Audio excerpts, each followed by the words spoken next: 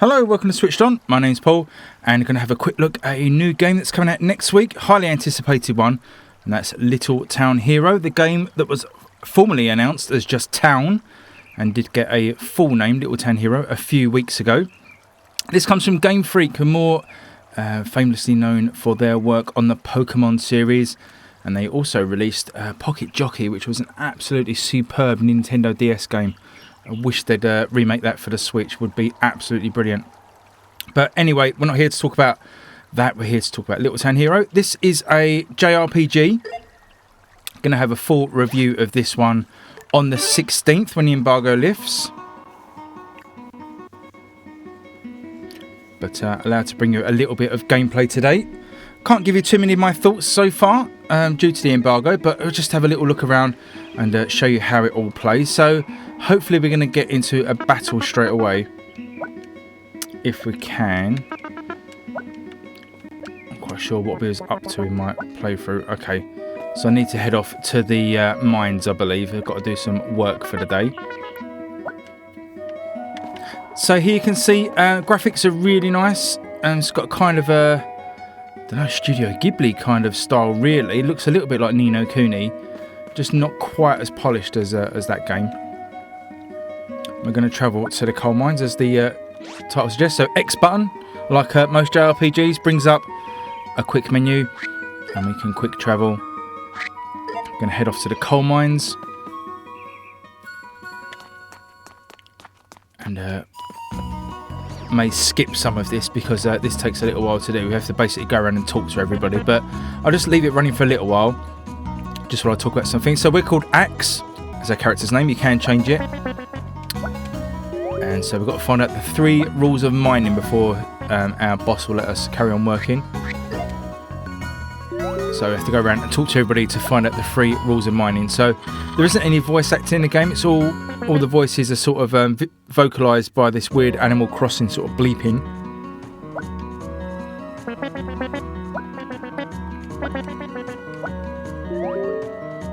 So there we go. First rule is to say hello, of course.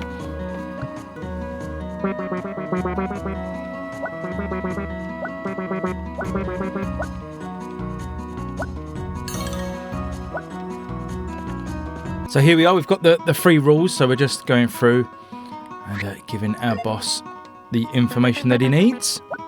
You don't get to actually do any of the work in this. There are a couple of jobs, but it just sort of says you've completed your day at work. So I'm not quite sure the actual point of that. Just a bit of fluff really, I suppose.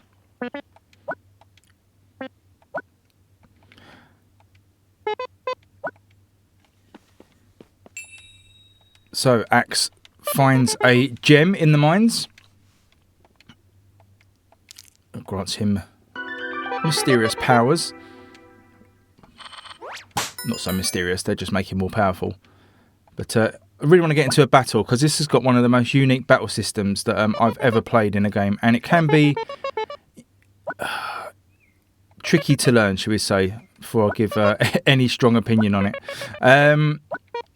And it's very, very different. It's more in common with something like Hearthstone or Magic the Gathering in the way it works. And we will get to it. I'm just going to skip through this dialogue. So now we can go and train again. Basically, it just serves as a tutorial. So if we head off to where the training takes place, which is down this pathway. Anyone with a red marker above their head is progressing the story. There's also blue markers and their side quests. So thankfully we're going to get into battle now, so I can talk you through that. That's what one of the main things, the unique things in this game is, so I think it's good to show this off and just have a little explanation of what it's all about. So, battles take place in this kind of over-the-shoulder view.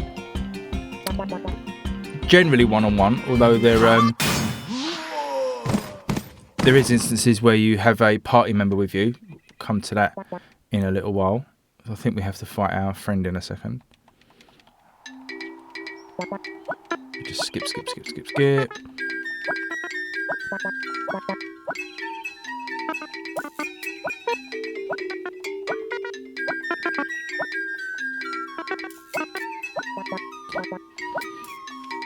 And thankfully this fight that we're taking now is going to be more representative of the battle, so I'll explain what I mean when we start.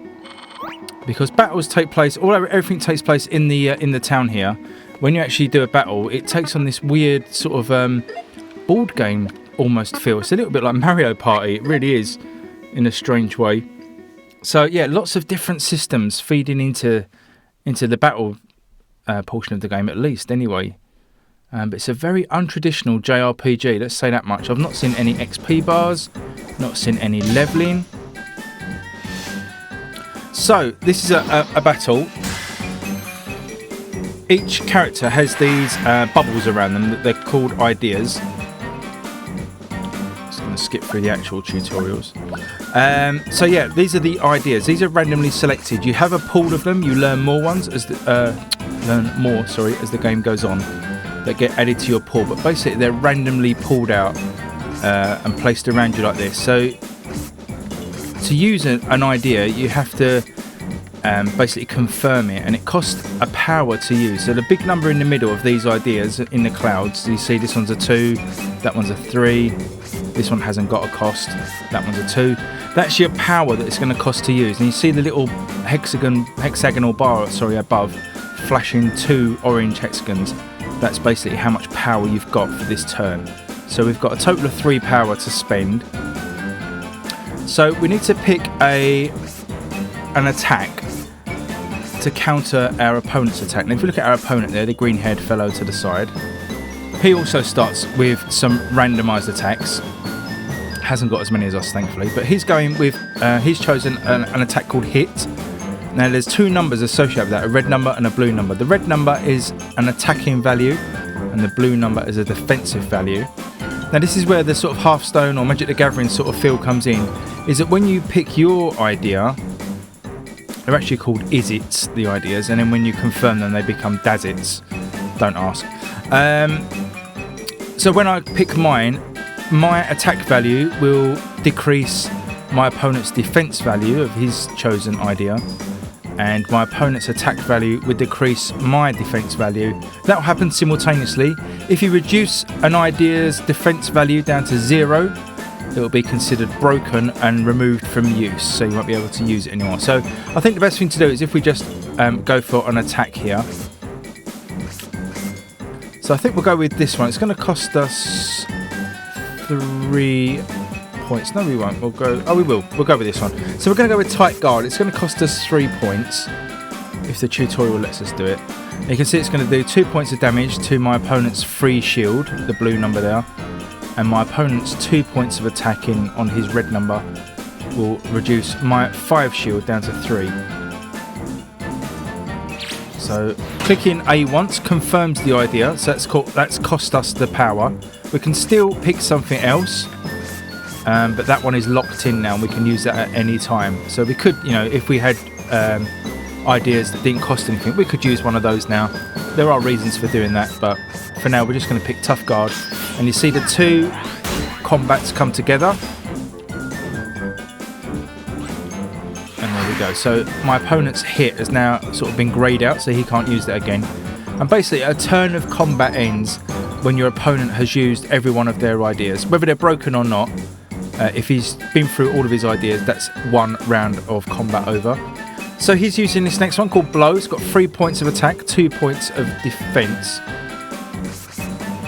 We've actually got no power left that we can use. So there's this option here to use Struggle, which doesn't actually cost any value to use, but it will take a heart off of our health at the bottom. And there's a 50-50 chance of it doing 1 point of damage to our opponent. It wants us to use Tight Guard again. Okay.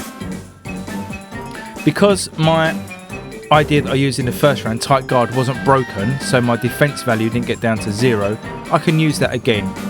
So I'm going to use that again now.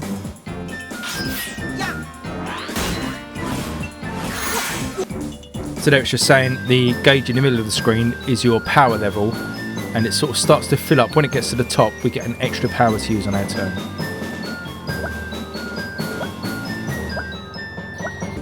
So this is the board game section I was talking about. It's kind of like a board game. You've got all these spaces around the town, You get this kind of dice with a number of 1 to 4 on it. They call it a roulette.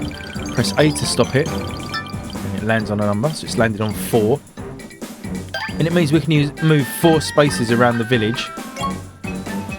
And for the next round of combat. Now you'll see there on some of the circles there are little icons or graphics.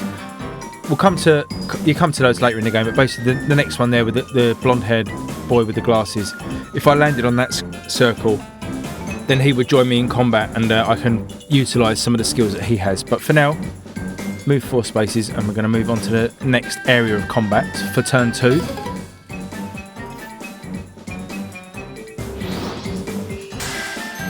So again, 2 random ideas. Our ideas have been filled back up. So this idea, Dash Guard, that we've got selected at the moment, also has an ability. If you see in the bottom left-hand corner, it says gain free mobility after the turn if the enemy does it breaks. So if we break our opponent's idea, we get free movement, which means on that map section I just showed you, like the board section, we don't have to roll the roulette wheel. We can just move wherever we want. So that's really useful to have if you need to get to a certain space. So we're going to use that, and it's going to break our opponent's idea, and also his idea is going to break our idea because his 2 attack is better than our 1 defense. So these are both basically going to break each other, but we will get the benefit of free mobility, as it says there.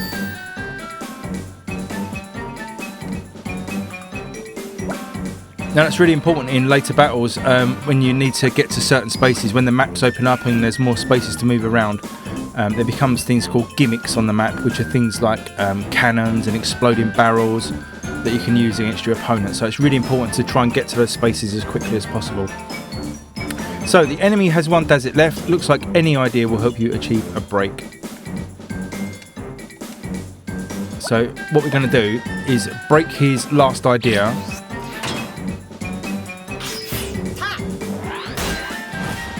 And when you break all of the opponent's ideas, you get this section called an all break, where you can then, if you've got any attacking ideas left, you can attack the enemy directly and take their hearts off at the bottom. As I didn't have any attacking ideas there, I get what's called a BP point, which I can spend in battle to swap some of my ideas around. So now I've got free movement. It's just explaining here I've got free movement, so I could move anywhere I like. There's an exploit here which basically is a new idea that I can use, but I'm going to move here next to my friend Nels,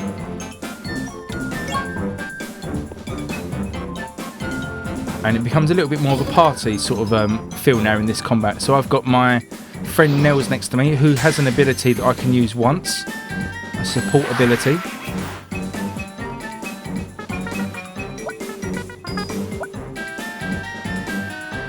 Tutorial is just to explain that. If you press the L button, you can then decide to use the ability of the other person on the space. So Nels' solution is allows a random Izzet to be changed to a Dazit at 0 cost. So basically we're going to use that.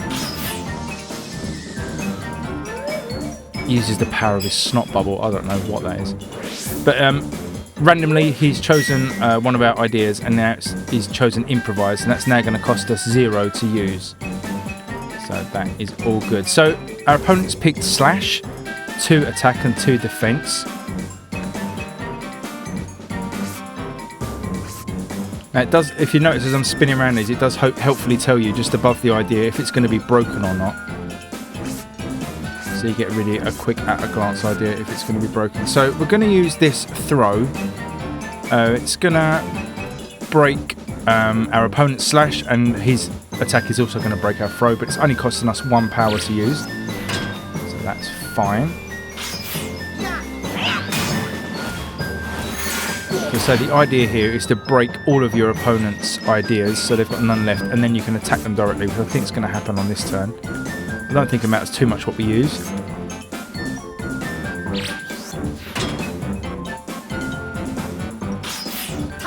So we're using slam, and we break all his ideas. Okay, we didn't have any attack left, so we get another BP point. So we move on to the next round of combat, but our power has now gone up to 4. So we get 4 power points to spend in the next round of combat to pick our ideas.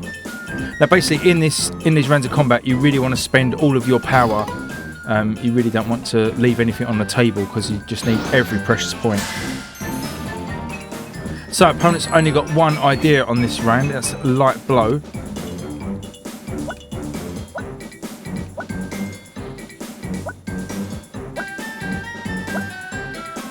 So to just explain there, if I press X, you can see all of the ideas that I've currently got. That's along this top bar. They're the ones that are circling me in the combat. These are ones that I've spent. Now I can actually swap these out by spending those BP points. You can see if I want this ability here, Pelt, which is really good, only costs 1 power to use, but takes does 1 damage to every one of my opponent's ideas. So I can basically swap that out by spending 1 point. So if I swap that out with Tough Out, so I've swapped that, it's cost me 1 BP point. Now you see that's appeared on my ideas. Now as I say, that will do 1 damage to all my opponent's ideas. You can see his only idea, Light Blow, has got a defense of 1. So if basically I use Pelt here, it will get rid of Light Blow without me having to even enter into a combat with him. So now we get into an all break situation, and this is called Chance Turn. When you break all of your opponent's ideas, and you've got one of these red ideas left, which are the attacking ideas. So I've got Destroy and Charge. As long as we've got enough power to pay for it, you can use one of those, and it will attack our opponent directly and cost them 1 of their hearts. Later on other combats, enemies have shields which you have to wear down first before you can start taking hearts. As I say, you really have to think about every single turn of combat. It's almost like a puzzle game, really. You really have to be very careful about what combats you pick, what ones you match up against the enemy, what they've got left. It becomes very, very, very deep. Very deep system. But that's just a quick look at Little Town Hero. Hope you enjoyed the combat system now. It's very much a JRPG, but it's tried to sort of throw all of the JRPG conventions out of the window and replace them with something fresh and new. So, quite looking forward to this one. The price is nice as well. It's $24.99, £22.49. So it's a budget title as well. And so it's out on Wednesday the 16th. So next Wednesday. And a full review coming soon. If you've got any questions about the game at all, can't give you my opinions yet, but just if you've got any general questions about how other things work in the game, please leave them below and I will get back to you as soon as possible. But other than that, thanks very much for watching and I'll see you again soon. Cheers guys, bye bye.